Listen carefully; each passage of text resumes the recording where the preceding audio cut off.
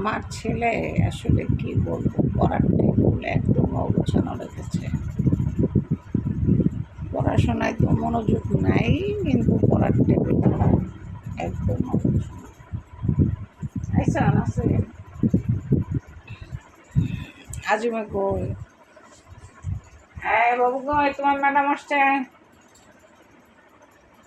অমিরে পড়ানো হয়ে গেছে? হ্যাঁ, তো খেলা নিয়ে ব্যস্ত। হ্যাঁ নাকি খেলতেই পারে না, সময় পায় না খেলার জন্য, খেলা নিয়ে ব্যস্ত। বাবু কোথায়? চলে আসো, তোমার ম্যাডাম চলে আসছে।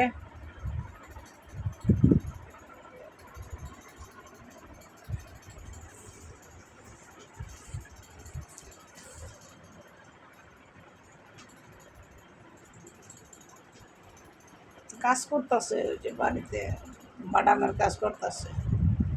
সময় লাগে মনে হয়। কেমনে কইতাম রে মা, আল্লাহ কইতে পারবো, আমি তো কইতে পারি না। এলা কদ্দুর হ্যাঁ হাবু করতে পারে কদ্দুর, আমি কইতে পারি না রে বাবা। এই যে আনছে এগুলা দেখি তো, একটুকি আনছে, বাদাম আনছে, আনছে।